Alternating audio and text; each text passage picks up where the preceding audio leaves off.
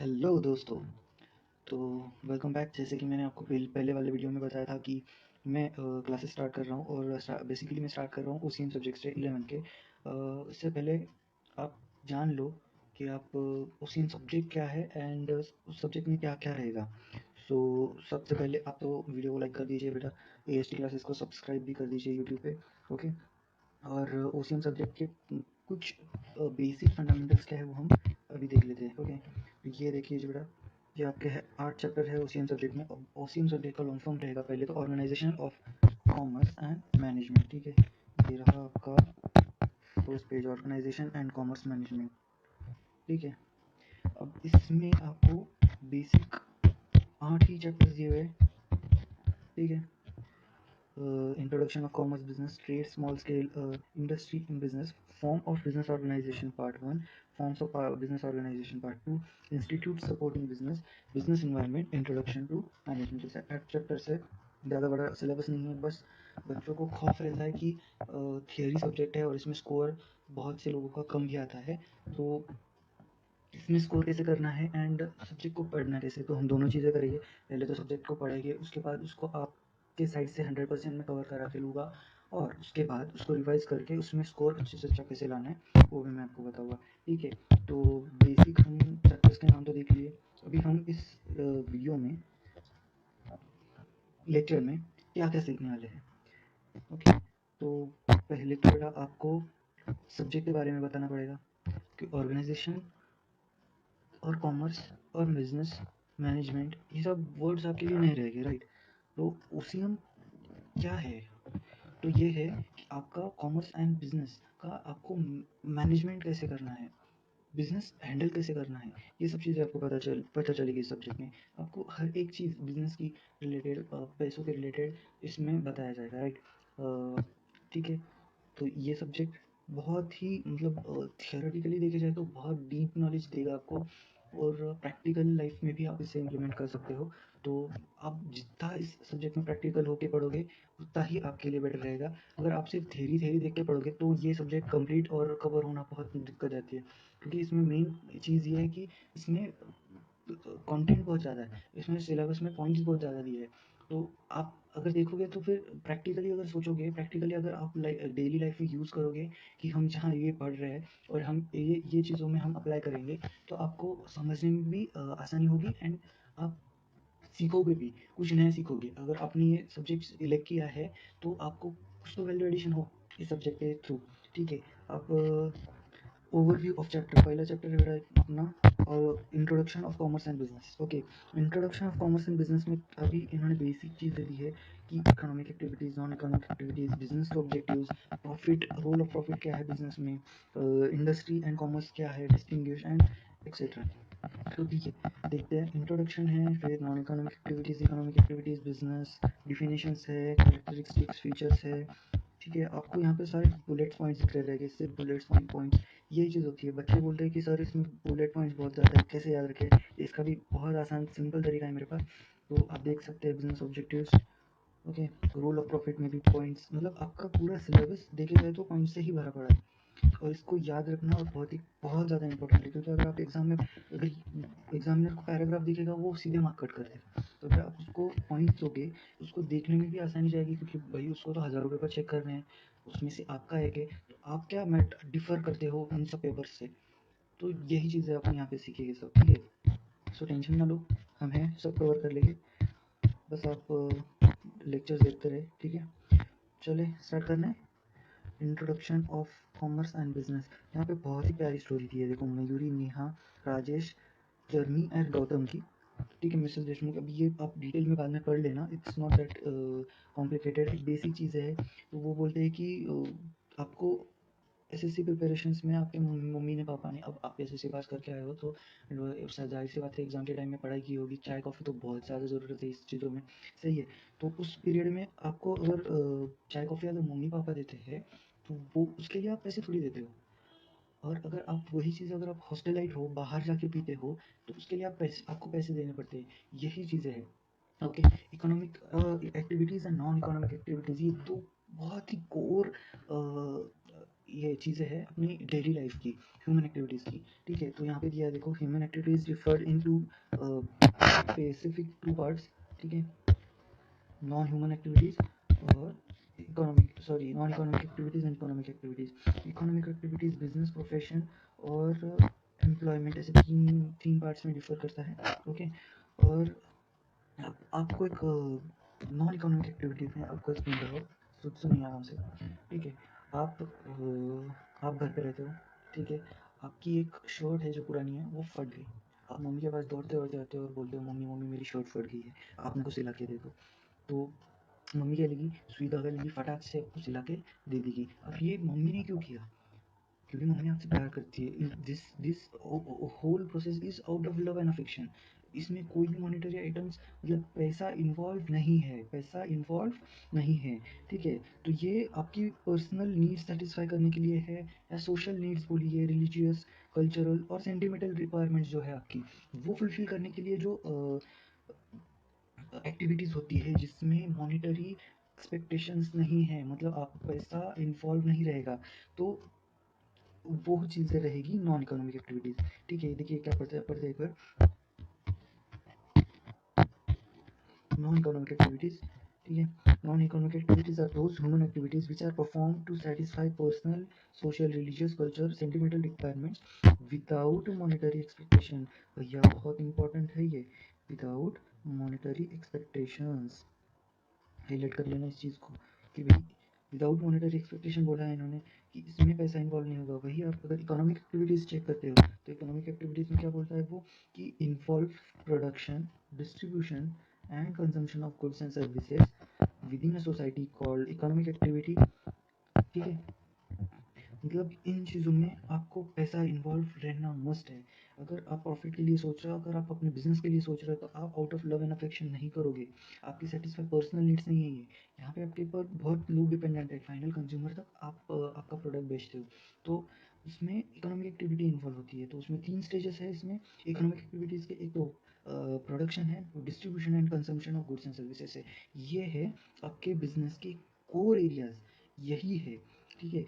Production, distribution and consumption, आप एक goods produce करोगे, उसको डिस्ट्रीब्यूट करोगे आपके डीलर्स तक, एंड देन फाइनल कंज्यूमर उसको परचेज करेगा एंड उसकी नीड सेटिस्फाई करेगा। सपोज पार्ले जी का बिस्किट पकड़ लो, पार्ले जी एक कंपनी है, पार्ले, वो बिस्किट का मैन्युफैक्चरिंग करती है, ओके, बनाती है, बेक करती है, एंड उसके बाद वो अपने होलसेल डीलर्स को डिस्ट्रीब्यूट करती है, एंड देन वो होलसेल डीलर्स रिटेलर्स को करते हैं, एंड रिटेलर्स आप सबको बांटते हैं, ठीक है। तो इसमें एक बहुत ये प्रोसेस दिखने को बहुत छोटा है बट ये बहुत लंबा प्रोसेस है, ठीक है। ये ही चीज़ है मेन बिजनेस की। इसमें कहीं पे भी लव एंड अफेक्शन इन्वॉल्व नहीं रहता है, इसमें टोटली मॉनेटरी आइटम्स इन्वॉल्व रहते हैं, तो आपको इसके लिए पैसा देना ही पड़ेगा, एंड यही है, ठीक है। तो आगे देखते हैं अपन।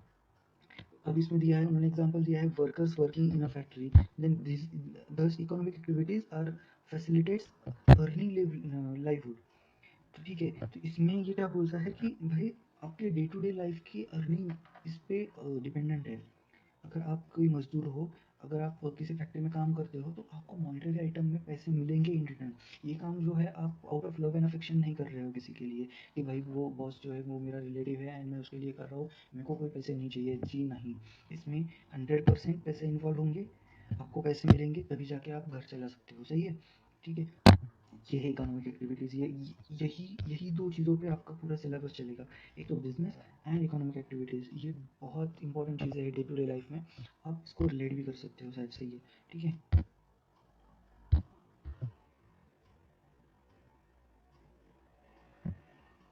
ठीक है, तो आगे आगे चलते हैं अपन, सुनिए ज़रा। अब बिजनेस की तरफ आते हैं, ठीक है, चलिए। Business represents organized effort by individual or group of individuals, organized effort by individual or group of individual in systematic attempt by business persons to produce goods, services and sell them in a market to reap the rewards by way of profit। देखिए भैया, profit की बातें तो पहले page से शुरू कर दी मैंने, बिजनेस आया, प्रॉफिट हुआ, समझिए ये बिजनेस। अगर आप बिजनेस पर्सन हो, आप प्रोड्यूस करोगे, गुड सर्विसेज दोगे, आप मार्केट में जाके बेचोगे, उसका होली एक ही मोटिव रहेगा मेन, जो कि रहेगा का प्रॉफिट, ठीक है। ये सेटिस्फाई करेगा multiple complex and needs of society. आप बहुत सारी चीज़ों की एग्जांपल देते हो। मैं पार्ले का एग्जांपल दिया था, पार्ले हुआ। आप चाय का एग्जांपल ले सकते हो। आप सर्विसेज में देखोगे तो TCS कंसल्टेंसिंग सर्विसेज देती है। बहुत सारी चीज़ें हैं जो कि बिजनेस करते हैं इन चीज़ों में। ठीक है, मुकेश जी देख सकते हो, अंबानी जी जियो के सर्विस रेंडर कर रहे हैं और उनका एक ही मेन मोटिव है प्रॉफिट अर्निंग। ठीक है, अभी आगे देखते हैं। आपको जैसे ऊपर बताया गया था, प्रोडक्शन, डिस्ट्रीब्यूशन एंड कंजम्पशन तीन कोर एरियाज है बिजनेस के। देखिए आ गया production of goods actually means making of goods. It may be agricultural product or finished goods produced in factories. कोई भी गुड्स हो, एग्रीकल्चर प्रोडक्ट से लेके final finish goods of factory तक का, जो कि पार्ले रहेगा। अब आप गेहूँ लो, फिनिश मतलब रॉ मटेरियल गेहूँ लो, या फिर गेहूँ से बनने वाले हो पार्ले के बिस्किट, इन सब चीज़ों में प्रोडक्शन होता है। अगर आप गेहूँ प्रोड्यूस कर रहे हो तो वो किसी का रॉ मटेरियल हुआ। रॉ मटेरियल मतलब बेसिक चीज़ जो अपने को बनाने को लगेगी। तो पार्ले बनाने के उनको गेहूँ लगेगा, व्हीट लगेगा, सही है। तो वो किसी का एंड प्रोडक्ट था, जो किसान रहते हैं उनका एंड प्रोडक्ट था, वो पार्ले कंपनी का रॉ मटेरियल हुआ। और ये प्रोडक्शन साइकिल चलती रहेगी। ठीक है, goods can be produced with man power. ठीक है, मैन पावर मतलब लेबर्स। आपको प्रोडक्शन में लेबर्स की बहुत ज़्यादा ज़रूरत होती है और मशीन्स की भी ज़रूरत होती है। ठीक है, देखिए आप खेतों में काम करने वाले किसान, उनको किसानों की भी ज़रूरत होती है और मशीन्स लाने के ट्रैक्टर्स की भी ज़रूरत होती है। ठीक है, और ये एग्जाम्पल देखिए। ठीक है, however converting oil seeds into edible oils, मतलब जो दाने मूंगफली होती है, मूंगफली को आप प्रोड्यूस करने से बाद से तो आप उसको कन्वर्ट करोगे तेल में, खाने लायक तेल में। ये भी एक प्रोडक्शन का ही एग्जांपल हुआ। ठीक है, अब आते हैं डिस्ट्रीब्यूशन पे। ठीक है, बड़ा ये सब आपको याद नहीं रखना रहेगा। ये बेसिक चीज़ है कि बिजनेस कैसे चलता है एंड क्या है बिजनेस। आपको जो चीज़ें याद रखनी है मैं आपको आराम से बताऊंगा, तो आप टेंशन ना लो। Okay, we distribution, marketing of goods and services involves transport, wearing house and advertising facilities. अब डिस्ट्रीब्यूशन आया। अब सेम एग्जांपल अपन को आगे बढ़ाते हैं पार्ले का। अब पार्ले जी कंपनी है, वो क्या कर रही है, मैन्युफैक्चर कर रही है। ठीक है, पार्ले बिस्किट्स का। अब बिस्किट्स बना लिए उन्होंने, बट लोगों को तो पता ही नहीं कि पार्ले बिस्किट्स बने। तो वो क्या करेंगे, एडवर्टाइज करने के बाद लोगों की डिमांड बढ़ेगी। तो भाई वो कंपनी है किधर, गुजरात राजस्थान किधर रहेगी, तो उसका तो यहाँ तक आने में आनी चाहिए ना उसका प्रोडक्शन। तो उसके लिए हमें ट्रांसपोर्टेशन लगेगा, स्टोर करने के लिए वेयर हाउस लगेगा। हम यहाँ पे गुड्स स्टोर करेंगे, उसे हम वेयर हाउस करेंगे। और एडवर्टाइजिंग तो बात कर ली अपने। ठीक है, तो वो फाइनल कंज्यूमर तक पहुँचाने में तीन चीज़ों की, डिस्ट्रीब्यूशन में तीन चीज़ें इंपॉर्टेंट है। एक तो ट्रांसपोर्ट, वेयर हाउस और एडवर्टाइजिंग। तो इन तीनों चीज़ों के सहारे वो फाइनल कंज्यूमर तक आएगा एंड वो होगा कंज्यूम। ठीक है,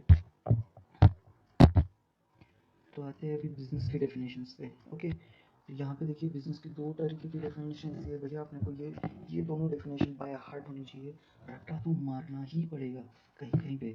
ठीक है, डेफिनेशन ऐसी चीज़ है जो आपको याद करनी ही पड़ेगी, क्योंकि अगर व्हाट इज बिजनेस अगर क्वेश्चन आ गया सीधा सीधा, तो पहली दो डेफिनेशन आपको देनी पड़ेगी। ठीक है, प्रोफेसर के नाम के साथ में अगर होता है तो कर लो बेटा, बहुत अच्छी चीज़ है ये। ठीक है, डेफिनेशंस। ठीक है, तो डेफिनेशंस क्या बोलते हैं प्रोफेसर हैनी बोलते हैं। हैनी क्या बोलते हैं, business activities are those human activities which are directed towards the production and processing of wealth. इनका मतलब क्या है कि भाई दो ही चीज़ों है, ह्यूमन एक्टिविटीज़ को दो ही चीज़ों को मतलब इकोनॉमिक एक्टिविटीज़ की बात करें, नॉन इकोनॉमिक एक्टिविटीज़ वहीं पे खत्म हो गया। अब इकोनॉमिक एक्टिविटीज़ में बिजनेस क्या है, डायरेक्ट करेगा सिर्फ दो ही चीज़ों के साथ में। जैसे तो प्रोडक्शन होगा और वेल्थ बनेगी, मतलब हम गुड्स बनाते जाएंगे, बेचेंगे कस्टमर्स को और हमारी वेल्थ, हमारा प्रॉफिट बढ़ाएगी। ये टोटल डेफिनेशन है जो कि whole and sole from the point of view of businessman. तो बिजनेसमैन के हिसाब से ही सोचिएगा। अब ये पूरा सब्जेक्ट पढ़ते हुए आप फील भी कर पाओगे कि हाँ भाई कि सही है ये चीज़। ठीक है, अब सेकंड डेफिनेशन देखिए, प्रोफेसर फ्राइड क्या बोलते हैं, the organized efforts of individuals to produce and sell for profit the goods and services that satisfy society's needs। ठीक है, आप देखिए ये दो वर्ड्स को आप हाईलाइट कर लीजिए पहले तो, प्रॉफिट और जो है नीड्स, सोसाइटी की नीड्स और प्रॉफिट। मतलब ये क्या बोलता है कि भाई प्रोडक्शन तो होगा ही होगा, उसके साथ में प्रॉफिट भी कमाना एंड सोसाइटी की नीड्स फॉलो करना, ये दोनों भी ज़रूरी है। तो इन दोनों डिफिनेशंस में मैं आपको बोलूँगा कि ये आप बाय हार्ट कर लो, ये अगर हुई नहीं हुई तो भी चलेगा, क्योंकि दोनों का मीनिंग एक ही है, बट एडिशनल चीज़ें एंड मोर रिलेवेंट चीज़ें जो है ये प्रोफेसर फ्राइड ने बोली है। ओके, ठीक है, तो आते हैं कैरेक्टरिस्टिक फीचर्स के पास में।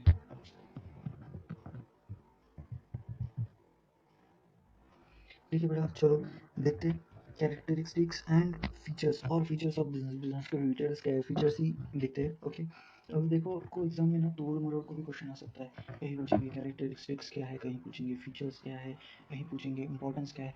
बहुत सी चीज़ें हैं जो आपको ना एक चीज़ पढ़ के भी बना सकते हो, तो मैं आपको वो भी बताऊँगा थोड़ी देर से, मतलब जैसे भी टाइम आएगा। ओके, तो पढ़ते हैं characteristics of business. Okay, it is an economic activity. पहली बात तो business is an economic activity, it is undertaken to earn money. ठीक है, इन्होंने तो सीधे सीधे बोल दिया भाई कि पैसा is important, it is not out of love and affection feelings. ठीक है, ये इन सब चीज़ों के साथ में अफेक्ट नहीं करता है, सेंटिमेंट्स फीलिंग्स के साथ में। ठीक है, ये इकोनॉमिक एक्टिविटी ये तो हो गया। ठीक है, फिर टू पार्टीज, हाँ भाई टू पार्टीज तो इन्वॉल्व होनी है इसमें। टू पार्टीज क्या कौन सी है यहाँ पे, एक तो बायर रहेगा और एक सेलर रहेगा, एक तो बायर रहेगा और एक सेलर रहेगा। Business transaction is result of agreement between the buyer and seller which is oral and written. भाई आप एग्जांपल लेते हैं इसका, एक आप शॉप में जाते हो, भाई पार्ले ही ले लेते चलो, ठीक है। आप एक शॉप में गए, उनको जाके बोला कि भैया आप मुझे एक पार्ले जी का पैकेट दो 5 वाला। ठीक है, उन्होंने दे भी दिया। अब यहाँ पे आप बोलोगे कि एग्रीमेंट कहाँ हुआ भाई, हुआ भाई हुआ। अब कहाँ हुआ, कहाँ हुआ, अब सोचते रहोगे कहाँ हुआ। तो इसमें ये बोल रहे हैं कि बेटा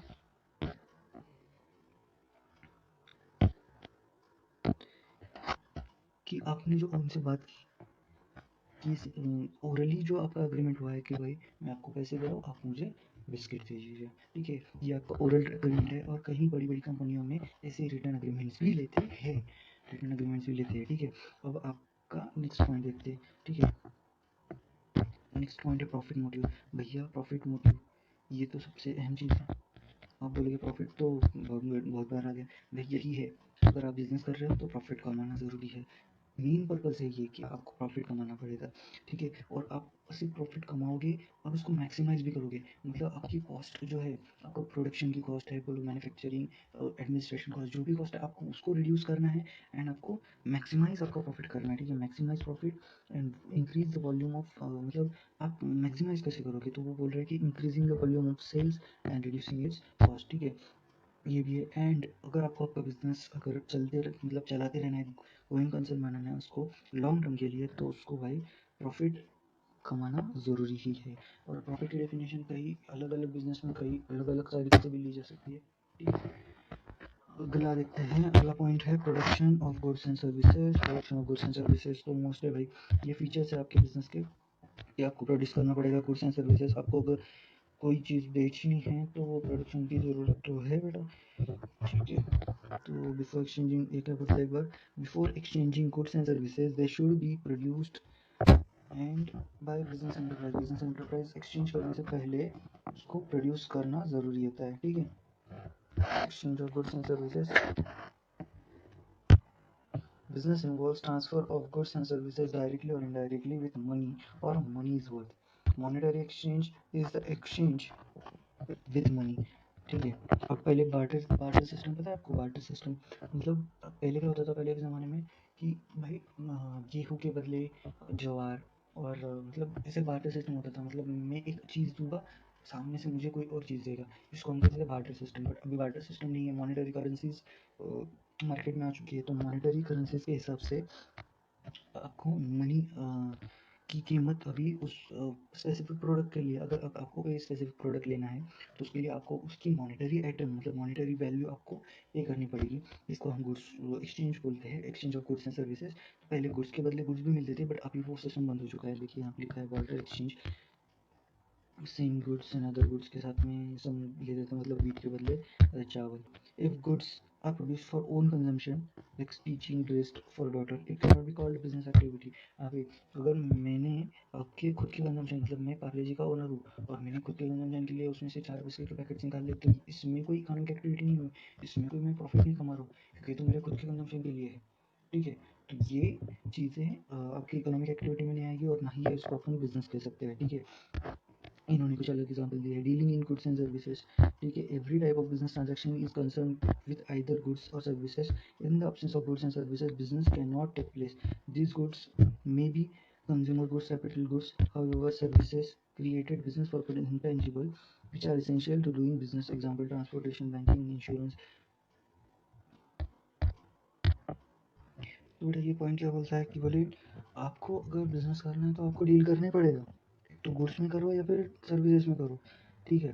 तो ये बोल रहा है कि मतलब डीलिंग के लिए आपको गुड्स एंड सर्विसेज मैंडेटरी है। हाँ भाई, इंटेंजिबल सर्विसेज होती है, मतलब जो नहीं दिखती है, और गुड्स जो कि दिख सकते हैं, इनमें डीलिंग होगी, उसके अलावा कोई डीलिंग हो नहीं सकती है। और अगर बिजनेस करना है, बिजनेस ट्रांजैक्शन होना है, तो ये दो चीज़ें तो मैंडेटरी है ही है, ठीक है। तो गुड्स के दो टाइप्स ये है, कंज्यूमर गुड्स है बेटा, तो कंज्यूमर गुड्स है, और दूसरा है कैपिटल गुड्स, ठीक है। कंज्यूमर गुड्स मतलब एंड कंज्यूमर जो आपको बाय करेगा, सेल करेगा, एंड कंज्यूमर, और दूसरा है कैपिटल गुड्स जो कि मतलब आपको एज अ इन्वेस्टमेंट लगेगा, आपको एज अ असेट लगेगा आपके बिजनेस में, ठीक है। जैसे कि मशीनरी है, प्लांट है, फर्नीचर है। ये फर्नीचर आप सोच रहे होगे तो फर्नीचर तो कंज्यूमर भी लेगा, तो वो डिफर करता है, कुछ चीज़ें डिफर करती है, बट फर्नीचर मतलब जो आपको प्रोडक्शन के लिए लगेगा, जो आपके बिजनेस में लगेगा, वो कैपिटल गुड्स हुआ इन शॉर्ट। और जो कंज्यूमर गुड्स है, जो कि डायरेक्ट एंड कंज्यूमर कंज्यूम करेगा, उसको हम कंज्यूमर गुड्स भी बोल सकते हैं, ठीक है। ओके, अभी ये बोलता है, नेक्स्ट पॉइंट देखते हैं, continuity in dealing. Every business requires regularity in transaction, regularity in transaction. One single transaction does not constitute business, ठीक है। मतलब आप बोल रहे हो कि भाई हाँ भाई, मैंने एक गाड़ी परचेस कर ली, गाड़ी ली खुद के यूज़ के लिए, मैंने 2-3 महीने यूज़ किया, मेरे को बोर सी हो गई, फिर मैंने क्या किया, मैंने सेलर मतलब बायर ढूंढ लिया और मैंने बेच दी। तो बोलता है कि भाई आपने उस चीज़ से भी पैसा कमाया रहेगा, बट वो आपका बिजनेस नहीं है। आप वो चीज़ कंटिन्यू लॉन्ग टर्म के लिए नहीं कर रहे हो। आपका वन टाइम था, आपके पास एक गाड़ी थी, आपने बेच दी, खत्म। तो ये हुआ, ये बिजनेस नहीं हुआ। आपको उसके लिए कंटिन्यूटी चाहिए, रेगुलरिटी चाहिए इस सेम ट्रांजेक्शन में, ठीक है। तो आप कार डीलर नहीं हो, या फिर जो भी है बाइक डीलर नहीं हो, आप सिर्फ एक नॉर्मल पर्सन हो, नॉर्मल एंड कंज्यूमर हो, जिसने अपने वो गाड़ी बेची है, ओके। तो इसके लिए कंटिन्यूटी इन डीलिंग चाहिए रहती है, ओके। अब नेक्स्ट पॉइंट है बेटा, अनसर्टन रिटर्न्स, ठीक है। तो इस पॉइंट का मतलब ऐसा है कि भाई मेरे को तो मिल रहे हैं पैसे, मिल रहे हैं, मैं प्रॉफिट भी कमा रहा हूँ, बिजनेस अच्छा चल रहा है, बट ऐसा नहीं है कि मेरे को एक 5 वाले पार्ले पे 2 रुपए का प्रॉफिट रहेगा ही रहेगा।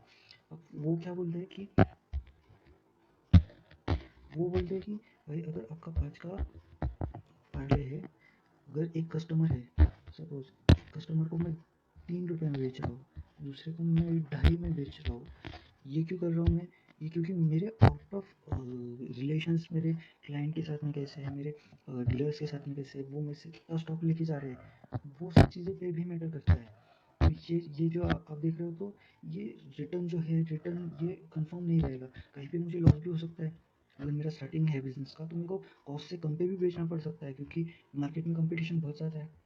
तो रिटर्न जो रहेगा ये फिक्स नहीं रहेगा। हाँ, रिटर्न मिलेगा, प्रॉफिट मिलेगा, एक तो आज मिलेगा या कल मिलेगा, मिलेगा, बट उसका कोई कंफर्म नहीं है, okay. Returns are never predictable or guaranteed, business return make an earn profit or suffer loss. Elements of risk, हाँ भाई ये पॉइंट सबसे बढ़िया देखो, ठीक है। ये क्या बोलता है, ये बोलता है कि भाई अगर आप बिजनेस कर रहे हो, तो आपके बिजनेस में रिस्क तो होना ही चाहिए, ठीक है। Risk risk risk risk risk तो होना ही चाहिए, ठीक है। तो भाई देखो, key element of every business is very concern with exposure to loss, it is due to some unfavourable undesirable event. अब देखो भाई, मेरा बिजनेस है जैसे का इलेक्ट्रॉनिक्स, जेडा भाई पता है ना, तो भाई वो अब वो मार्केट में, बट भले सब समझो कि वो एक नदी के किनारे एक दुकान लगा ली उन्होंने। अब नदी में आ गई बाढ़, जेठा भाई की दुकान में घुस गया पानी। अब पानी घुस गया तो जेठा भाई करे क्या, कुछ तो कर नहीं सकते। बाढ़ आ गई, लाखों का नुकसान हो गया। तो अभी ये उसकी उनके हाथ में नहीं था कि भाई उस चीज़ को रोक सके। अब लॉस होना था तो हो गया। तो ये है कि भाई आपको रिस्क का एलिमेंट भी पकड़ के चलना चाहिए जब आप बिजनेस कर रहे हो, कि कुछ हुआ, अनसर्टिनिटी हुई, मेरा लॉस हो गया, ये चीज़ें भी आपको ध्यान देनी पड़ेगी। और ये जहाँ पे कहते हैं ना, more the risk more the profit, higher the risk higher the returns, ठीक है। रिस्क जितनी ज़्यादा, पैसा उतना ज़्यादा मिलता है, बट रिस्क तो बिजनेसमैन को लेके ही चलना पड़ेगा। अब ये प्रॉफिट के बाद जो देखें, तो दूसरा एलिमेंट है इम्पोर्टेंट वाला, ठीक है। तो ये बोलते हैं कि every business will have some or other risk, intensity of risk can be minimize but can't be avoided. Certain factors are beyond the control of businessmen, like changes in consumer taste, likes, dislikes, fashion change, method of production, fire threat, natural calamities, etc. No business is free of above factors. मतलब आपको कहीं ना कहीं इन सब चीज़ों के बीच में आना ही पड़ेगा। अगर आप इन सब चीज़ों से दूर हो गए तो सोच लो भाई कि आपका बिजनेस ठप हो चुका है, बंद हो चुका है, ठीक है। तो बात है लास्ट पॉइंट, 10वां पॉइंट है consumer satisfaction. Consumer satisfaction is the ultimate aim of economic activities, and business is no exception to it. Modern business believes that satisfying customer is by providing quality products and services at a reasonable price. The purpose of the business is to create and retain the customers. तो भाई अभी देखिए example लेते हैं जेठा भाई का ही। तो जेठा भाई को आ रही थी दिवाली, तो दिवाली के लिए उन्होंने भागा को बोला कि भाई स्कीम सोच के रखो। तो भागा ने बोला कि by one get one TV के लिए ऑफर रख देते अपन। तो उन्होंने ये टीवी के लिए ऑफर रख दिया, प्लस उन्होंने साथ में बोल दिया कि भाई अगर आपका टीवी का 2 साल तक कोई ख़राब हो चुकी होती है या फिर कोई होता है तो उसका रिपेयर एंड मेंटेनेंस हमारे पास रहेगा, जो भी रहेगा कस्टमर सर्विस हम करके देंगे फ्री में। तो भाई उसके कस्टमर्स तो बहुत खुश हो गए, बोले 2 टीवी लेके जाओ एक टीवी के प्राइस में, प्लस 2 साल तक अगर टीवी को कुछ हुआ तो वो टीवी भी रिपेयर करके वो देने वाले हैं। तो भाई एंड सेटिस्फैक्शन तो बहुत तगड़ा था। बट इससे क्या हुआ, इससे हुआ कि कस्टमर्स में जेठा भाई की दुकान की नाम अलग ही हो गया कि कस्टमर्स उनके बहुत सेटिस्फाई रहने लगे, और उसकी वजह से कुछ और भी कस्टमर्स, मतलब जैसे माउथ में पब्लिसिटी भी रहती है, तो माउथ पब्लिसिटी से उनका बिजनेस भी बहुत अच्छा चलने लगा। तो भाई customer satisfaction is the end and most जो एलिमेंट है इस बिजनेस का, क्योंकि अगर कस्टमर सेटिस्फाई ना नहीं रहा तो ना तो आपको रिस्क काम का है ना प्रॉफिट काम का है, तो दोनों भी नहीं मिलेगा क्योंकि, ठीक है। तो ये था आपका एक छोटा सा आंसर, आप देख सकते हो 1.5 पेज ऑलमोस्ट। अगर आप देखोगे तो business characteristics features of business 10 point है। अब बेटा आप बोलोगे कि सर 10 के 10 पॉइंट लिखने हैं क्या? जी हाँ बेटा, 10 के 10 पॉइंट लिखने पड़ेगी। और ये इस क्वेश्चन को मैं देता हूँ भैया, मार्क दूंगा मैं इसको, इम्पोर्टेंट 3 स्टार वाला। आप भी दे दीजिए बेटा, क्योंकि भैया बहुत ज़्यादा रिपीटेटिव क्वेश्चन है और सबसे बेसिक एंड सबसे स्टार्टिंग का क्वेश्चन है, तो बेटा ये क्वेश्चन तो बनता ही है। बहुत बहुत ज़्यादा रिपीटेटिव क्वेश्चन एग्जाम में हुए, मुझे आपको बाय हार्ट करना पड़ेगा, और इसकी टेक्निक क्या रहेगी वो मैं आपको बता दूंगा कैसे आपको करना है। आई होप कि आपको ये आंसर समझ में आ गया है, क्योंकि अगर आपको समझ में आ गया तो ये पॉइंट्स याद करना कोई बड़ी बात नहीं है, ठीक है।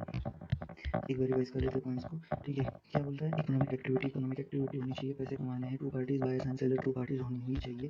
प्रॉफिट मोटिव भाई मैक्सिमाइजेशन ऑफ प्रॉफिट होनी चाहिए, प्रॉफिट पैसा पैसा है तो धंधा है, ठीक है। Production of goods and services भाई, production of goods and services mandatory है। Exchange of goods and services जो प्रोड्यूस किए गुड्स उसका ही एक्सचेंज होना चाहिए, वो भी मॉनेटरी टर्म्स में होना चाहिए, बार्टर सिस्टम बंद हो चुका है। Dealing of goods and services, जो डील है वो आप गुड्स और सर्विसेज को ही बेचोगे, उसमें 2 टाइप से, कंज्यूमर गुड्स और कैपिटल गुड्स। तीसरा सातवां पॉइंट है कंटिन्यूटी इन डीलिंग, मतलब आपको वन टाइम नहीं बन के रहना है साथ में, आप एक ही बार नहीं बेच सकते, उसको आपको रिपीटेटिव रखना पड़ेगा, वही आपका बिजनेस रहना चाहिए। 60वां पॉइंट है अनसर्टन रिटर्न्स, मतलब आपको कोई फिक्स रिटर्न, और आपको रिटर्न फिक्स नहीं हो सकता है, उसमें प्रॉफिट भी हो सकता है, लॉस भी हो सकता है, ठीक है। रिस्क का एलिमेंट है, वह सबसे इंपॉर्टेंट है, रिस्क हायर द रिटर्न, ठीक है। जैसे आपने एग्जांपल लिया बाढ़ का, ठीक है। कस्टमर सेटिस्फैक्शन एंड रिजल्ट है, कस्टमर सेटिस्फैक्शन यही पॉइंट फर्स्ट में होना चाहिए, बट लास्ट में दिया है, क्योंकि आपको अगर बाकी पॉइंट्स नहीं याद आया तो समझे नहीं तो ये पॉइंट नहीं समझ सकता। कस्टमर से satisfaction is the most important thing, और कस्टमर सेटिस्फाइड है तो ये आपको प्रॉफिट भी हो सकता है, ठीक है। ये था आपका question number 1, characteristics of business. चलो ठीक है, तो बेटा अपना हो गया एक क्वेश्चन पहला, कौन सा? बिजनेस। बिजनेस की डेफिनेशन देख लिए, फिर कैरेक्टरिस्टिक्स देख लिए, ठीक है। अब आते हैं प्रोफेशन। अभी देखो बेटा, बिजनेस एंड प्रोफेशन में एक माइनर डिफरेंस है, माइनर बोल सकते हैं कि बिजनेस जो है अपन आप ट्रेड करके या फिर मैन्युफैक्चर करके कर सकते हो, बट प्रोफेशन ऐसे नहीं कर सकते। प्रोफेशन भी एक पार्ट है इकोनॉमिक एक्टिविटीज़ का, बट उसके लिए आपके पास कोई स्पेसिफिक फील्ड या एजुकेशनल क्वालिफिकेशन चाहिए रहता है। तो जैसे कि आप 11th में हो, कॉमर्स ले लिया आपने, कॉमर्स के बाद आप 12th करने के बाद सीपीटी देख के, सॉरी सी ए फाउंडेशन देख के आप सीए भी कर सकते हो, सीएस भी कर सकते हो, सीएमए भी कर सकते हो, या फिर किसी को लॉयर बनना रहेगा, ये सब चीज़ें है, ये प्रोफेशनल चीज़ें हैं। इसके लिए आपके पास स्पेसिफिक स्किल्स एंड क्वालिफिकेशन भी चाहिए रहेगा। जैसे कि आपको सीए करने के लिए सीए कोर्स पे रजिस्ट्रेशन करना पड़ेगा, इंस्टीट्यूट में रजिस्ट्रेशन करना पड़ेगा, इंस्टीट्यूट आपको फिर एग्ज़ाम देने को बोलेगा, एग्ज़ाम की लेवल भी वही रहेगी कि आपका नॉलेज कितना है वो चेक करेंगे। वो नॉलेज चेक करने के बाद आपकी एग्ज़ाम के लेवल के हिसाब से फिर आपको 3 लेवल मतलब फाउंडेशन, इंटर एंड फाइनल, ये तीनों लेवल क्लियर करने पड़ते हैं। उसके साथ में वो 3 साल का आर्टिकलशिप का भी पीरियड देते हैं, सो दैट आपको प्रैक्टिकल नॉलेज भी आए, तो जब आप जाके एक फील्ड में उतरोगे तब आपको कोई एक स्पेसिफिक नॉलेज रहेगा। इसीलिए इतने रिनाउंड है ये कोर्सेज, राइट। तो वो चीज़ें हैं जो प्रोफेशनल है। अभी प्रोफेशनल की इनकम क्या रहेगी, आप सोच रहे रहोगे कि इनका भी प्रॉफिट रहेगा। हाँ भाई, इसको भी प्रॉफिट है, इनका भी प्रॉफिट ही रहता है। अब इनके इनके रिटर्न्स तो ट्रेडिंग से ज़्यादा रहते हैं। ओके, इनके पास ज़्यादा कोई एक्सपेंसेस नहीं है। इनको एक्सपेंसेस है मेजर लाइक किसी की सैलरी देनी हो ऐसे, मतलब ऑफिस ऑफिस के एक्सपेंसेस बोलो, रेंट बोलो, और किसी की सैलरी वगैरह बोलो, बाकी कोई इनके एक्सपेंसेस मेजर रहते नहीं है। तो रिटर्न भी अच्छा खासा है, बट इनको कैपिटल भी लगाना पड़ता है। कैपिटल जैसे कि ऑफिस बनाया, ऑफिस का खर्चा हुआ, सब ये चीज़ें कैपिटल में जाएगी। अब इसके रजिस्ट्रेशन एंड मेंबरशिप भी होती है एंड नॉन ट्रांसफरेबिलिटी है ये। मतलब आपके पास अगर स्किल है, आपका क्वालिफिकेशन है, तो आप किसी और को नहीं दे सकते हो। जैसे कि बिजनेस में कैसा हुआ, अगर आपका बिजनेस है, आप मतलब जैसे अभी एग्जांपल लेते हैं रिलायंस का। धीरू भाई ने बिजनेस सेटअप किया, धीरू भाई ने सेटअप किया, फिर उनकी उम्र होने के बाद उन्होंने अनिल एंड मुकेश दोनों को बांट दिया। तो उन्होंने क्या किया, उनकी लीगेसी पास ऑन कर दी। तो आप अपनी प्रोफेशनल स्किल्स पास ऑन नहीं कर सकते हो। जब तक सामने वाला क्वालिफाइड नहीं है, सामने वाला जब तक उसका नॉलेज लेवल जब तक वो लेवल तक नहीं आ जाता है, तब तक आप उस चीज़ को पास ऑन नहीं कर सकते हो, राइट। तो आपको अगर आपके बेटे को अगर आपका बिजनेस या फिर मतलब जो भी प्रैक्टिस है वो आपको पास ऑन करनी है, तो उसके लिए भी उसका क्वालिफिकेशन चाहिए रहेगा। ओके, अभी देखते हैं इन्होंने क्या लिखा है। इसके साथ में इसके फीचर्स भी है जो कि हमने पार्शियली डिस्कस कर लिए, अभी डिटेल में देखते हैं, राइट। अभी प्रोफेशन क्या बोलते हैं, is part of economic activities, ठीक है। Educational person, professional knowledge, skills, render services, earning income, ठीक है। डॉक्टर, लॉयर, चार्टर अकाउंटेंट, ठीक है। अभी फीचर्स देखते हैं। फीचर्स में क्या बोलता है, um every profession is a practised for earning money. भाई पैसा तो पहले आना चाहिए। ऑल्सो रेंडर सर्विस, पहले पैसा फिर सर्विस। अगर आप इतनी मेहनत करके अगर आपने वो स्किल्स को एजुकेशन क्वालिफाई कर लिया है, तो आपका भी एक मोटिव रहेगा ना कि आपको उससे पैसे कमाने हैं। तो वही चीज़ बता रही है। टू देयर क्लाइंट्स, मतलब आपके क्लाइंट्स के जो प्रॉब्लम्स है, जो भी सर्विस आप दे रहे हो, वो सर्विस आपके क्लाइंट को प्रोवाइड करनी है, ये आपका एम रहेगा प्राइमरीली। बट उससे आपको फीस भी चार्ज करनी है, सो दैट आपका अर्निंग भी हो, ठीक है। उसके लिए आपका बोलता है ये कि क्वालिफिकेशन चाहिए। A profession can be practised only after acquiring required qualifications. समझ रहा है, रिक्वायर्ड क्वालिफिकेशन की ज़रूरत है। Each profession has a set of body of knowledge. This knowledge has to be acquired by systematic and formal training. Systematic and formal training से ही आपको knowledge आएगा। One cannot practice profession unless the knowledge is acquired. अगर आपके पास वो knowledge नहीं है, वो degree नहीं है, तो आप उस चीज़ की प्रैक्टिस नहीं कर सकते हो। इसके लिए बहुत से एक्ट में रिस्ट्रिक्शंस भी है, ठीक है। तो अगर कि सपोज आप सीए नहीं हो और सीए बन के प्रैक्टिस कर रहे हो, तो सीए एक्ट के अंदर आप लायबल हो जाते हो, ठीक है। ऐसा है। और फाइनेंशियल रिटर्न, अभी क्या बोलते हैं, financial return. Financial report, professionals get fees in exchange of their services. Income received by professional is not fixed. इनकी भी इनकम कोई फिक्स नहीं है। जैसे कि अपन ने बिजनेस में देखा था, बिजनेस में आपको प्रॉफिट कोई फिक्स्ड अमाउंट का नहीं मिलता है। Profession can be employed in the organisation. हाँ भाई, आप अगर सपोज अपने चार्टर का ही एग्जांपल, सीए का ही एग्जांपल कैरी फॉरवर्ड करता हूँ। अगर आप चार्टर बन गए हो, सीए बन गए हो, तो अगर आपकी प्रैक्टिस, आपका क्लाइंट बेस, आपके पास अगर आपकी पहचान अच्छी है, तो आप अच्छे से प्रैक्टिस कर सकते हो। तो आप अकेले तो नहीं कर सकते हो ना इतना सारा। और आर्टिकल्स, सपोज आर्टिकल्स और एम्प्लॉयज़ भी कितने रखोगे, तो उसके लिए भी आपको क्वालिफाइड चार्टर्स भी लगेंगे कि इतना बड़ा बिजनेस है, इतना बड़ा सेटअप है, तो उसको संभालने के लिए भी चार्टर्स लगेंगे। तो कोई सीएज, आप सीएज को भी ऑथराइज करोगे, तो आप उसमें क्या रहोगे, आप प्रैक्टिसिंग सीए रहोगे, और आपके अंडर एम्प्लॉयज़ रहेंगे। वही चीज़ उन्होंने बोली है कि आपकी कोई फीस, मतलब आप अगर प्रोफेशनल हो, तो आपको कोई फीस लेना ही ज़रूरी नहीं है, आप किसी के अंडर एम्प्लॉयमेंट भी कर सकते हो। इन्होंने क्या बोला है, professionals can be employed in an organisation self employed. मतलब वो एक तो एम्प्लॉयड भी रह सकते हैं या फिर सेल्फ एम्प्लॉयड भी रह सकते हैं। एग्जांपल दिया है, working chartered accountant gets salary, but those who practice privately, that is self employed, gets fees, ठीक है। अभी कैपिटल के बारे में बात करें, capital, profession can be practice independently or professionals can work under someone. ठीक है, professionals can work under someone, employ वाली बात। Independent practicing professionals require huge capital to setting up practice. भाई सेटिंग अप प्रैक्टिस मतलब easy नहीं, इतना आसान नहीं है। अगर आप सीए हो, सीएस हो, इवन आप डॉक्टर भी हो, doctor is also a professional degree. ठीक है, अगर आप डॉक्टर भी हो तो आपके पास क्लाइंट्स आने के लिए, आपके पास पेशेंट्स आने के लिए टाइम जाता है।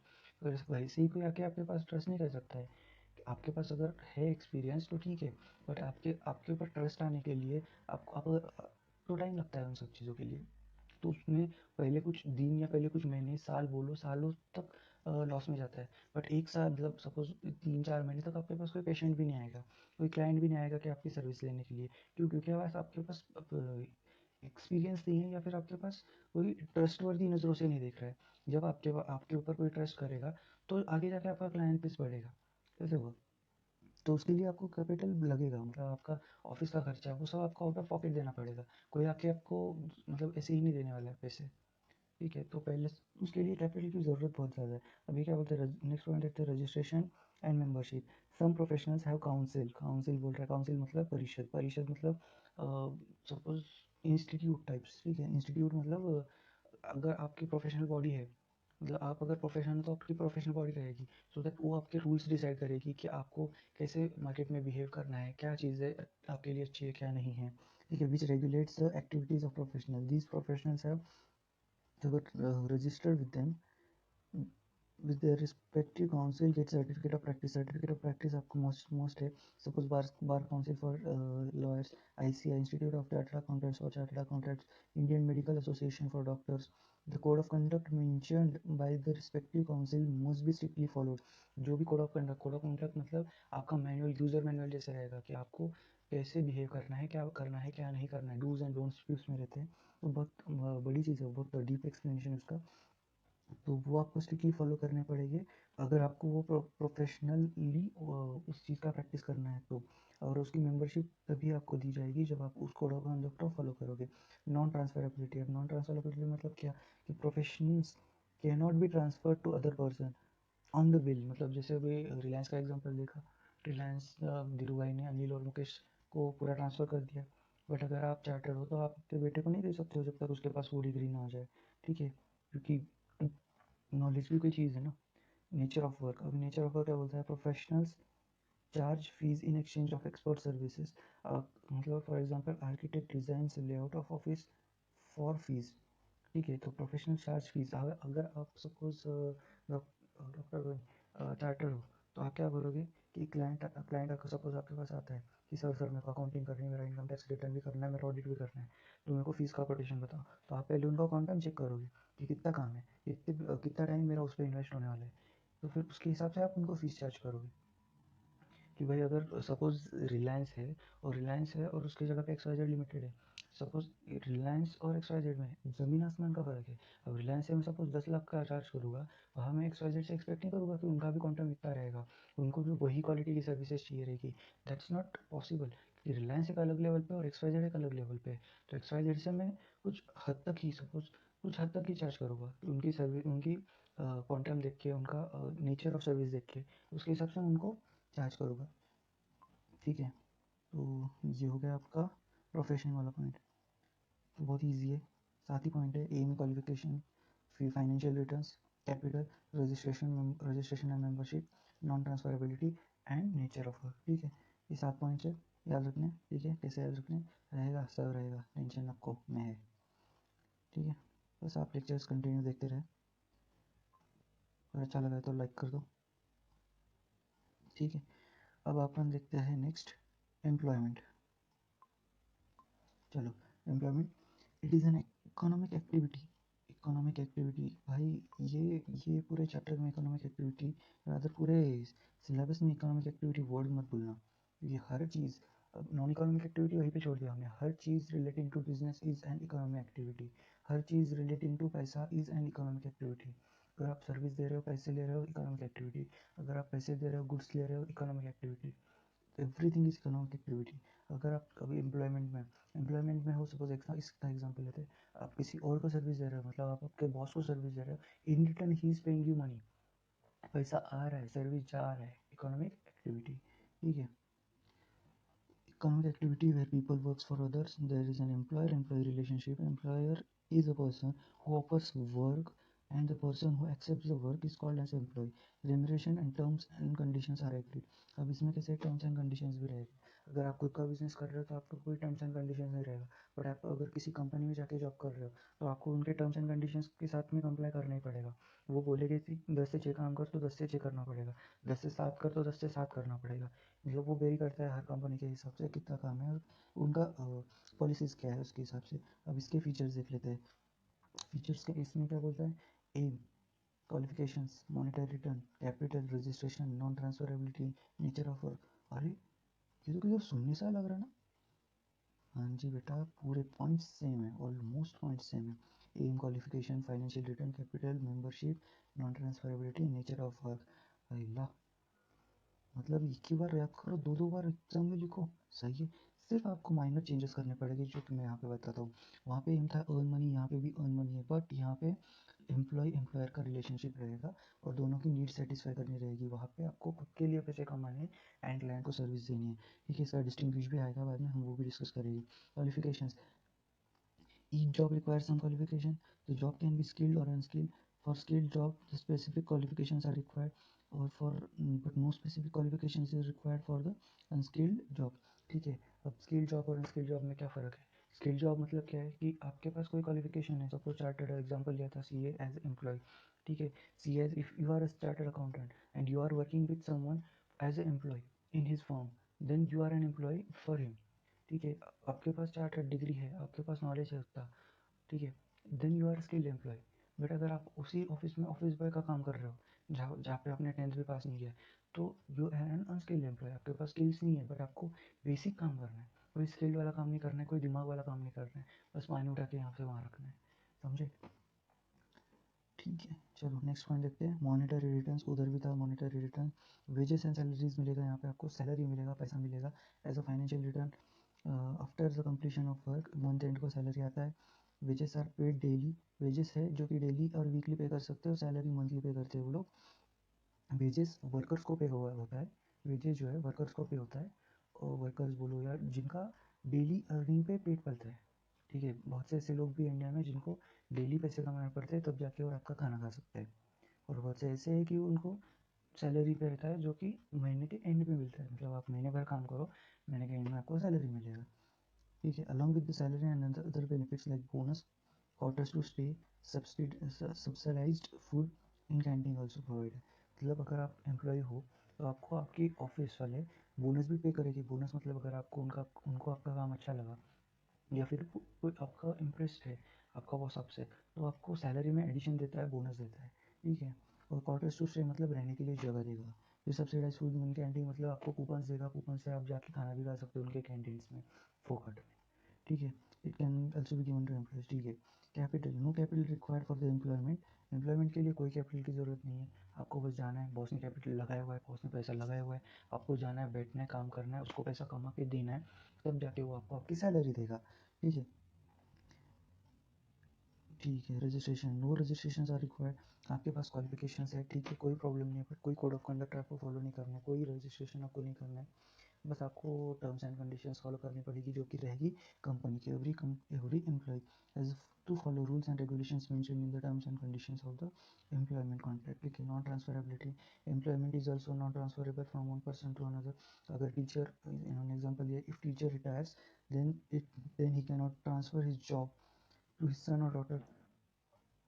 ऑफिस बॉय की बात अलग है. अगर ऑफिस बॉय है तो वो उसका जॉब ट्रांसफ़र हो सकता है, दैट इज़ एन एक्सेप्शन. ठीक है. बट अगर आप कोई क्वालिफाइड हो तो आप आपका जॉब ट्रांसफ़र नहीं कर सकते हो. ठीक है. Nature of work, nature of work, every employee is expected to complete the work which is given to him. The nature of job decide the nature of work. हाँ, नेचर ऑफ जॉब डिसाइड करेगा nature of work क्या रहेगा. अगर आप office boy के हिसाब से लगे हो तो आपको ऑफिस का काम करना पड़ेगा. आप सीए के हिसाब से तो आप सीए का काम करना पड़ेगा. आप नर्स करके ज्वाइन हुए तो आपको नर्स करके जॉब करना पड़ेगा. अगर आप as a normal engineer appoint हुए तो आपको इंजीनियर का काम करना पड़ेगा. ठीक है. अब इन्होंने कोई तो मस्त वाली एक्टिविटी दी है, ट्राई करना इफ़ पॉसिबल. क्या बोलते हैं देखते हैं. Can a businessman, professional and employee complete their job independently. अब ये तो टीचर के साथ में डिस्कस करना पड़ रहा है. बट मेरे को कमेंट सेक्शन में बता देना आपका आंसर रहा तो इसका, मैं डेफिनेटली उसको रिप्लाई करूँगा। ठीक है, अब सेकंड देखते हैं। सूरज owns a travel agency. Through his agency, he helps to people all kind of travel arrangement such as air booking, railway booking, arranging tours, etc. He charges some amount of service offer. ठीक है, सूरज is a professional और businessman. हाँ भाई, ये तो सही है। अब ये तो डे टू डे लाइफ का एग्जांपल है। आपको सोचना है कि सूरज ने क्या किया है। सूरज क्या कर रहा है यहाँ पे? सूरज ट्रैवल एजेंसी चला रहा है। ट्रैवल एजेंसी मतलब जो कि वो एयर के एंड ट्रैवल ट्रेन के टिकट्स बुक करता है। अब ट्रेन के टिकट्स बुक कर रहा है तो वो आपको प्रोवाइड क्या कर रहा है? आपके साथ में बिजनेस कर रहा है कि आपको एज अ प्रोफेशनल ट्रीटमेंट दे रहा है? इसका भी आंसर मेरे को कमेंट सेक्शन में बताना, मैं आपको रिप्लाई करूँगा। Okay, today due to new technology the production can be done in bulk quantity and the people also prefer machine made products other than handmade. ठीक है, पैठणी साड़ी, पैठण की साड़ी फेमस है बहुत। Handloom coverlet, Solapur have lots of demand in market. In order to find out reasons, ये भी discuss करना है। तो इसकी डिमांड क्यों है ऐसा बोल रहे हो? अब टेक्नोलॉजी बढ़ गई है। पैठणी साड़ी, सोलापुर, ये सब वो हाथ से बनाते थे, हैंडमेड मशीन्स थे वो, कोई मैकेनिकल मशीन्स नहीं थे वो। तो ये चीज़ें क्यों हो रही है, उनको डिमांड इतनी ज़्यादा क्यों है, ये भी डिस्कस करने बोले। अगर आपको भी आंसर कमेंट में बता देना। हम इसके ऊपर अलग से ऐसी चीज़ें रहेगी, इसके ऊपर हम एक्टिविटीज़ पे अलग से वीडियो बना के दे देता हूँ मैं आपको। बट इसके पहले आप कमेंट में आपको मेरे को बता दो। ठीक है, अब हो गया ये वाला पोर्शन। ठीक है, अपना ये वाला पोर्शन हुआ है यहाँ पे ख़त्म, जो कि था इकोनॉमिक एक्टिविटीज़। ठीक है, इकोनॉमिक एक्टिविटीज़ हमारा हो गया है ख़त्म। तो अब हम पढ़ते हैं नेक्स्ट पॉइंट। ओके, जो कि रहेगा बिजनेस ऑब्जेक्टिव्स। ठीक है, बिजनेस ऑब्जेक्टिव्स अभी देखते हैं। बिजनेस ऑब्जेक्टिव मतलब आप जो बिजनेस कर रहे हो, कंडक्ट कर रहे हो, जो इकोनॉमिक एक्टिविटीज़ आप कर रहे हो, तो उसका ऑब्जेक्टिव क्या है, उसका गोल क्या है, उसका एंड रिजल्ट आपको क्या चाहिए? बोलो बोलो, बहुत बार आया है। पैसा। पहली चीज़ आएगी रे, पहली चीज़ आएगी पैसा, देखा। ठीक है, पढ़ते एक बार, चलो। All business activities are guided by objectives. They are further classified as economic activities, economic objectives and social objectives. ठीक है, economic objectives and social objectives, ये दो बिजनेस ऑब्जेक्टिव्स दो चीज़ों में क्लासिफाइड हो गए। तुरंत माइंड में एक मैप आना चाहिए, एक ट्री आनी चाहिए, ट्री डायग्राम आना चाहिए, एक साइड आना चाहिए इकोनॉमिक ऑब्जेक्टिव, दूसरी साइड आना चाहिए इकोनॉमिक सोशल ऑब्जेक्टिव। ठीक है, अब इकोनॉमिक ऑब्जेक्टिव के 10 पॉइंट, 8 3 4 पॉइंट है, वो साथ में तुरंत याद आने चाहिए आपको। बताता हूँ मैं सब, ये लेक्चर के एंड में सबको आपको डिटेल में एक्सप्लेन करूँगा कैसे पढ़ना है इसको। ठीक है, ठीक है, इकोनॉमिक ऑब्जेक्टिव्स। अभी इकोनॉमिक मतलब पैसों से रिलेटेड आपके क्या ऑब्जेक्टिव्स रहेंगे। इकोनॉमिक मतलब हमने जो चीज़ें देखी है बिजनेस, प्रोफेशन, एम्प्लॉयमेंट, इन चीज़ों में अगर आप हो तो आपका ऑब्जेक्टिव क्या रहेगा, क्या एंड रिजल्ट क्या चाहिए आपको। पैसा पहले तो आ गया। Profit is required for the survival of the business and it's growth. ये बहुत इंपॉर्टेंट लाइन है बेटा, बहुत ज़्यादा इंपॉर्टेंट है, बहुत डीप है। आपके पास अगर प्रॉफिट नहीं है तो आप कितने दिन सर्वाइव कर सकते हो बिजनेस में? 1 महीना, 2 महीना, 5 महीना, 10 महीना? सिर्फ लॉसेस कर करके या सिर्फ एक्सपेंस करके, सिर्फ खर्चा करके आप बिजनेस नहीं रन कर सकते हो ना। अब एक एक्सटेंट के बाद आपको प्रॉफिट की ज़रूरत है और उसके बाद ग्रोथ की। प्रॉफिट भी ग्रो होना चाहिए, राइट। देन सेकेंड पॉइंट देखते हैं, सर्चिंग न्यू कस्टमर्स। अभी प्रॉफिट कमाना है तो कैसे कमाओगे, उसके लिए आपको बिजनेस के कस्टमर्स ढूंढने पड़ेंगे। तो business organisation have to work hard to create new customers, also maintain the existing. सबसे इंपॉर्टेंट चीज़ है, एग्जिस्टिंग कस्टमर्स को आप अच्छे से ट्रीट करो, उनको अच्छी सी सर्विस दो, सो दैट वो नए कस्टमर्स भी लेके आते हैं। तो ये आपका सेकंड ऑब्जेक्टिव हुआ। थर्ड ऑब्जेक्टिव है इनोवेशन। थर्ड ऑब्जेक्टिव है innovation. It is the development or positive change which results into improvement in product process production. ठीक है, तो ये क्या बोलता है कि it is an development or positive change which results into improvement in product. Innovative क्या चीज़ें कर रहे हो आप आपके प्रोडक्ट के साथ, आपके सर्विस के साथ में। मतलब आप उसकी कॉस्ट कैसे कम कर सकते हो, आप उसको मोर प्रॉफिटेबल कैसे बना सकते हो, उसको अट्रैक्टिव करके आप क्लाइंट्स को कैसे बेच सकते हो। ये चीज़ें भी आपको आपके इकोनॉमिक ऑब्जेक्टिव्स में कवर करनी पड़ेगी। अगर आप कॉस्ट कम नहीं कर सकते हो, अगर आप क्लाइंट्स को पटा के बेच नहीं सकते हो, तो प्रोडक्ट बिकेगा ही नहीं, इन एंड वो लॉस में जाएगा और बिजनेस ठप हो जाएगा। इसके लिए spend money on research and development team, market सर्वे करना पड़ेगा। मार्केट में चीज़ों को, लोगों को क्या चीज़ों की डिमांड है, लोग क्या चाहते हैं और हम क्या प्रोवाइड कर रहे हैं। जैसे कि अभी एक तगड़ा एग्जांपल है नोकिया का। अब नोकिया ने मार्केट में, जब एंड्रॉयड आ गया तो नोकिया ने अडॉप्ट ही नहीं किया। नोकिया वही फीचर्ड फ़ोन लॉन्च करते रहा करते रहा, बट सैमसंग ने या बोलो या फिर जो भी लेनोवो है, सैमसंग है, इन्होंने तुरंत साइड अप कर लिया, तुरंत से उनका मार्केट ग्रोथ देखो, मार्केट ग्रोथ उनका हुआ, फिर नोकिया डाउन हो गया। एक ज़माने में जो 70-80% मार्केट रहता था, उसका इन द एंड 5% भी नहीं रहा। तो वो आपको मार्केट का ट्रेंड क्या चल रहा है उसके हिसाब से आपको रिसर्च करना पड़ेगा, उसके हिसाब से आपको आपके प्रोडक्ट बेचने पड़ेंगे, राइट। और लास्ट वाला ऑप्शन है best possible use of resources.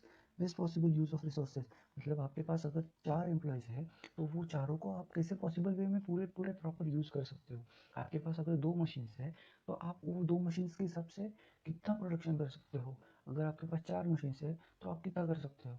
तो आपको एडिशनल 2 मशीन्स लेनी है क्या, आपको उतनी डिमांड है क्या, तो आप ये 2 मशीन्स में वो कवर कर सकते हो क्या।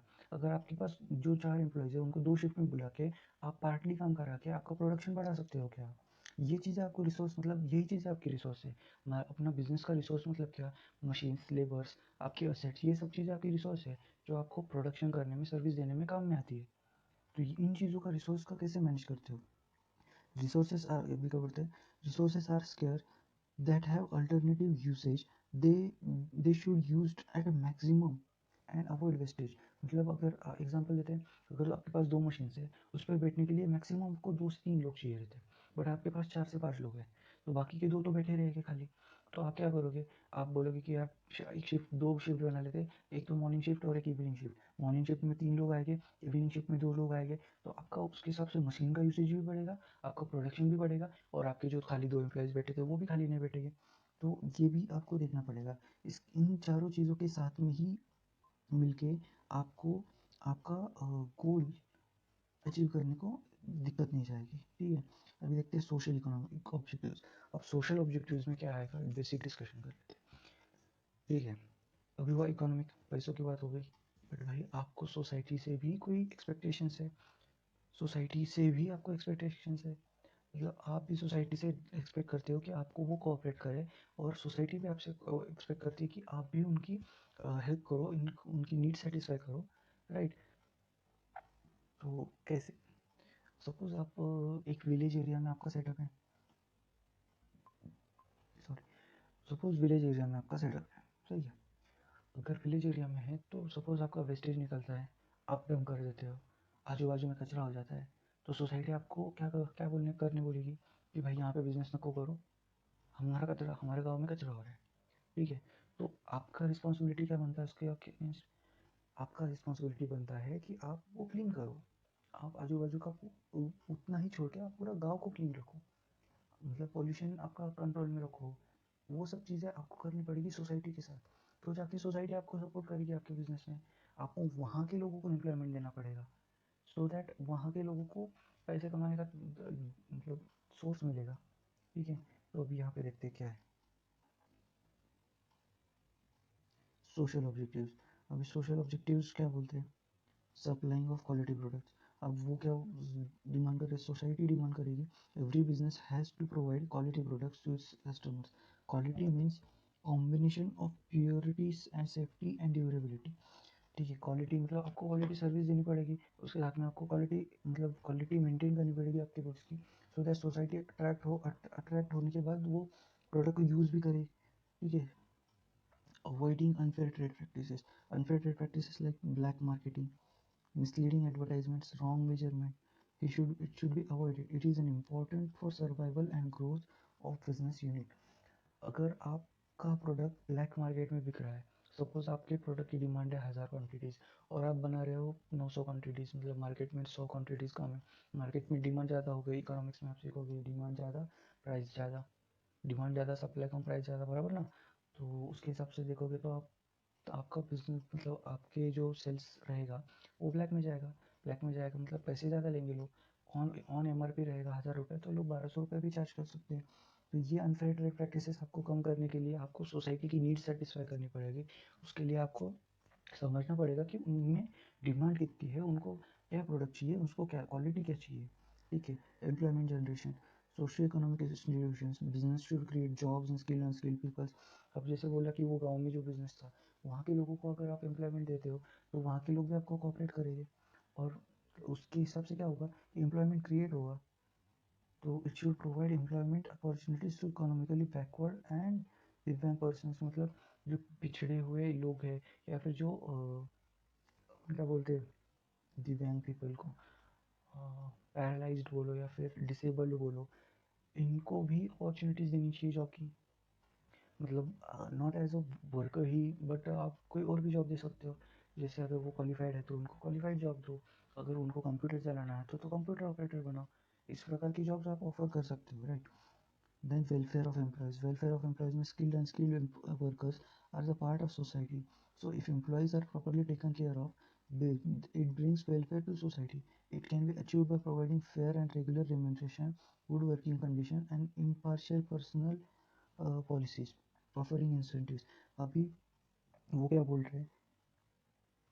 It brings welfare to society. This can be achieved by providing regular remuneration. आपको इन शॉर्ट आपको आपके एम्प्लॉयज़ को खुश रखना होगा। उनको खुश रखोगे तो काम अच्छा होगा तो क्लाइंट्स को सर्विसेज अच्छी मिलेगी, प्रोडक्ट्स अच्छे मिलेंगे, उनके रिव्यूज़ अच्छे रहेंगे और क्लाइंट्स आएंगे, पैसे बढ़ेगा। So this is a chain. पूरी आप देखोगे तो यहाँ पर पूरी चेन बनी पड़ी है। तो आपको ये सब चीज़ों का ध्यान रखना पड़ेगा, सो दैट आपका मेन मोटिव क्या है? Profit oriented. प्रॉफिट बढ़ेगा तो बिजनेस बढ़ेगा, ज़्यादा लोगों तक जाओगे।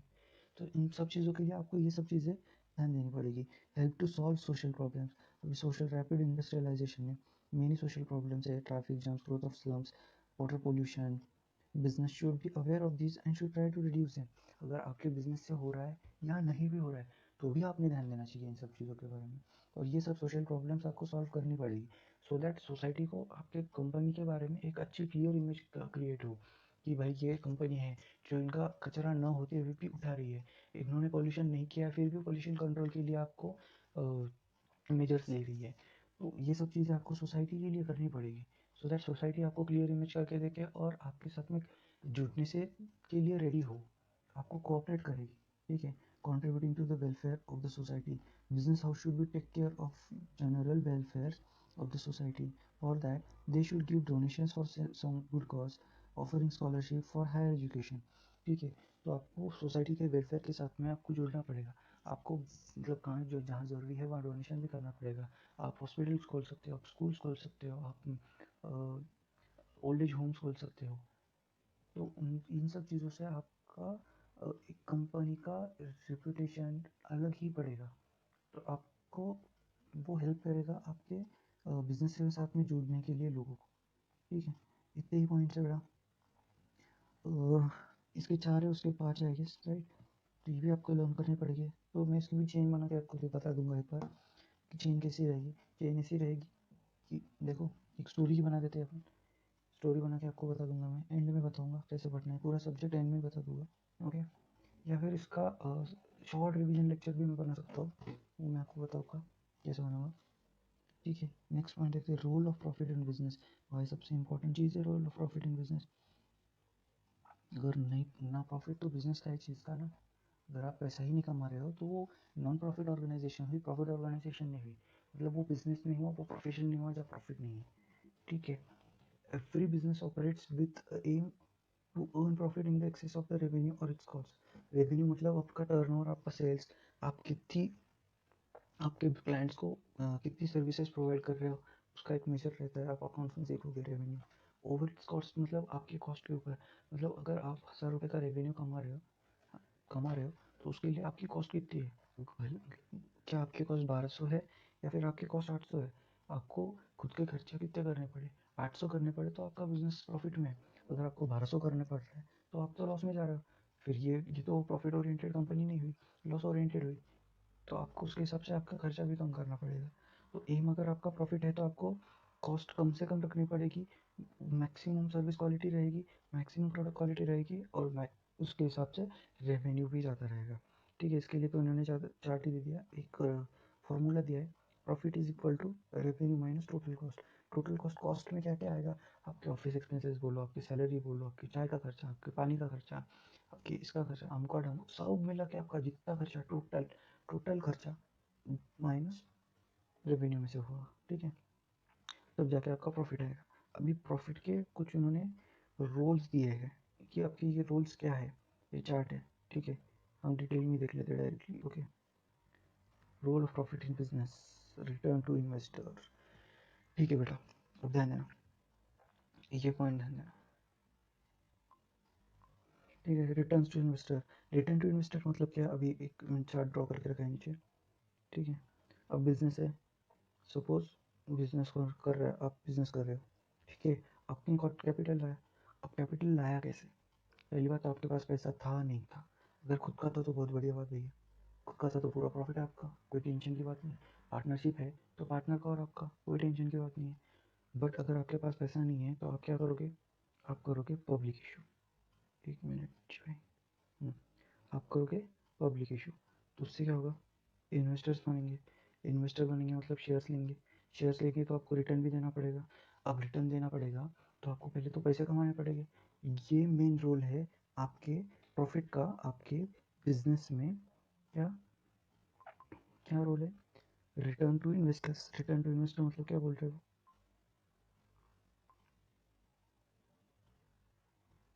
The people who invest money in the business accept fair return on the capital. This is possible if adequate profit is earned by business. ठीक है, आप रिटर्न पैसे दे सकते हो, रिटर्न दे सकते हो आपके शेयर होल्डर्स को, आपके कैपिटल पे। बट कब कब कब? जब आपने पैसे कमाए हैं। ठीक है, research and development. Adequate profit enables the firm to spend money on the research and development. This can lead a better technology and lower cost innovations. Innovative products benefit the whole nation. क्या बोल रहा था भाई यहाँ पे वो? क्या बोल रहा था? आपको इनोवेशन करना पड़ेगा, आपको रिसर्च एंड डेवलपमेंट करना पड़ेगा, आपको मार्केट का नॉलेज लेना पड़ेगा। भैया नोकिया ने अगर कभी रिसर्च एंड डेवलपमेंट कर लिया रहता तो लॉस में चला जाता, सॉरी लॉस में नहीं जाता, प्रॉफिट में आ जाता। बट उन्होंने रिसर्च एंड डेवलपमेंट किया ही नहीं, तो उनका प्रॉफिट कम हो गया।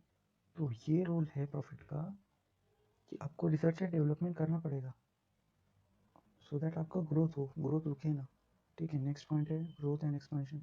Retention of profit is internal funds. मतलब अभी क्या है देखो,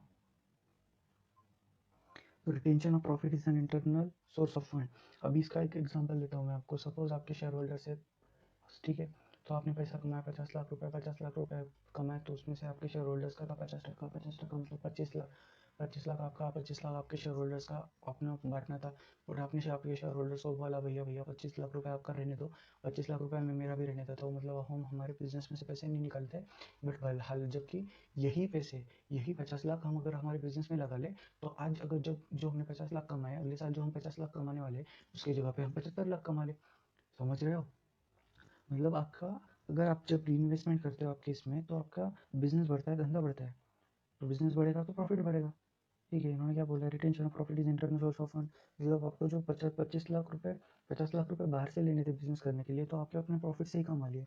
this profit can be use for increasing the volume of, for the increasing the volume of business through the expansion and diversification of. Business को expand कर सकते हो, बड़ा कर सकते हो, डाइवर्सिफाई कर सकते हो, जैसे अमूल ने किया। अमूल ने क्या किया? अमूल ने पहले खुद का डेयरी खोला, डेयरी खोला, खोलने के बाद उन्होंने खुद की गाय भी ली, पीछे गए। मतलब गाय का दूध आए, गाय की डेयरी आई, डेयरी आने के बाद उन्होंने खुद के एटीएम्स भी चालू किए। आपको भले पता ना हो पता नहीं, बट उन्होंने एटीएम चालू किए दूध के। तो आपको स्वाइप करो, आपके अकाउंट से डेबिट हो जाएगा पैसा और आपको वहाँ पे थैली मिल जाएगी पैकेट। उनके मतलब मीडिएटर्स उन्होंने कम कर दिए सो दैट चार्जेस भी कम हो। ओके, ये भी एक चीज़ है। The portion of the profit is री invested in the business and further development. ठीक है, री इन्वेस्टमेंट होगी और डेवलपमेंट होगी आगे की। Increase in the efficiency. Profit facilitate the payment of various dues in time. ठीक है, it also motivates the employees to working the organisation. Finally leads the increase in overall efficiency of the organisation. Efficiency आपकी बढ़ाती है, आपको motivate करती है आपके employees को। अगर आपको एम्प्लॉयज़ को आप बोलते हो कि अगर हमारी कंपनी इस साल 10 लाख रुपए प्रॉफिट कमाए तो आपको बोनस मिलेगा, तो आपके एम्प्लॉयज़ भी अच्छे से काम करेंगे और आपको वो काम तक पहुँचाएगी सो दैट उनको उनका भी फायदा हो, उनको भी बोनस मिले। सही है। नेक्स्ट देखते हैं मीन्स ऑफ लाइवलीहुड। ठीक है, businessman earns profit which is their means of livelihood by earning sufficient profit that they can live decent standard life to the satisfaction of various wants. ठीक है, businessman पैसा कमाता है क्यों? भाई उसकी स्टैंडर्ड ऑफ लिविंग चेंज हो। अगर आपके पास पैसा आता है तो आप, मुकेश अंबानी ने इंडिया खड़ा कर दिया, हालांकि हम फ्लैट में ही रह रहे, उनका स्टैंडर्ड ऑफ लाइफ अलग है, हमारा स्टैंडर्ड ऑफ लाइफ अलग है। बट अगर हम भी बिजनेसमैन है तो हम भी कुछ कर सकते हैं ना। हमारा स्टैंडर्ड ऑफ लिविंग भी इम्प्रूव हो सकता है। तो आपको इसके लिए प्रॉफिट कमाना पड़ेगा। यही रोल है प्रॉफिट का आपके बिजनेस में, कि आपको प्रॉफिट क्यों कमाना है आपके बिजनेस से, या फिर आपको नॉन प्रॉफिट क्यों नहीं बनना है, या फिर आपको लॉस क्यों नहीं बनाना है। ठीक है। नेक्स्ट पॉइंट है रिवॉर्ड्स फॉर रिस्क। मैंने थोड़ी देर पहले बोला था कि higher the profit, higher the risk, higher the return. तो मतलब आपने अगर 10 लाख रुपए डाल के आपका बिजनेस स्टार्ट किया है तो कुछ रिस्क लिए है कि 10 लाख रुपए डूब भी सकते हैं ना। तो आपने रिस्क ली है कि हमें प्रॉफिट मिलेगा, तो वो रिवॉर्ड है, मतलब आपकी रिस्क लेने का रिवॉर्ड है आपको। ठीक है। Profit is considered as reward of assuming several business risk. Profit also serves a protection against those risk which can not be insured, fall in the demand, adverse government employees, government policies etcetera. ठीक है। Reward है वो आपके जो भी आपने risk लिया है उसके लिए। और सर्वाइवल सबसे इम्पोर्टेंट चीज़, it helps the business to continue to exist in the market. To continue to exist in the market, the business does not make enough profit, it will not survive in the growing competitive environment. Profit means survival of the competitive environment. मतलब अगर आप profit नहीं कमा रहे हो तो आपकी company loss में जाएगी, लॉस में जाएगी तो आपका बिजनेस ठप हो जाएगा, ठप हो जाएगा मतलब आपका वो आपका मार्केट में रहना मुश्किल हो जाएगा, आपको बिजनेस बंद करके ताला मार के घर जाके बैठना पड़ेगा। ये है सर्वाइवल। ठीक है। उसके लिए आपको प्रॉफिट कमाना ज़रूरी है, आपके एक्सपेंसेस बियर करना पड़ेगा, पहले आपको आपकी कॉस्ट निकालनी पड़ेगी, फिर आपको आपका टर्नओवर डिसाइड करना पड़ेगा, फिर आपको आपका प्रॉफिट मिलेगा। ओके। ठीक है। तो बस आज के लिए हम इतना ही देखते हैं, कल हम देखेंगे क्लासिफिकेशन ऑफ बिजनेस। ठीक है। क्लासिफिकेशन ऑफ बिजनेस, उसके बाद यही डिटेल में इंडस्ट्री एंड कॉमर्स।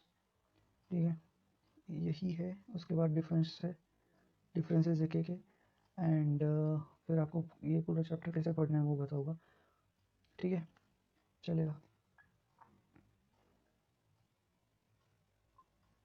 ओके। तो कोई क्वेरीज हो, क्वेश्चंस हो तो नीचे नीचे कमेंट बॉक्स में डाल दो, मैं देख के आपको रिप्लाई कर दूंगा एज सुन एज पॉसिबल। और अगर आपको वीडियो पसंद आए, मैंने जो स्टार्ट किया है आपको पसंद आए, तो प्लीज़ इसे शेयर करो आपके दोस्तों के साथ में। मैं श्योर करता हूँ आपको कोई क्लासेस की ज़रूरत नहीं पड़ेगी, आपको कोई पैसे देने की ज़रूरत नहीं पड़ेगी, मैं सारे लेक्चर्स यूट्यूब पे डालने वाला हूँ। ओके। तो और अगर आपने अब तक सब्सक्राइब नहीं किया तो कर दो। ओके। मैं आपके साथ में रहूँगा आपके एग्ज़ाम तक, don't worry. Please like, share, subscribe ASD classes. Thank you. जय हिंद। Bye bye.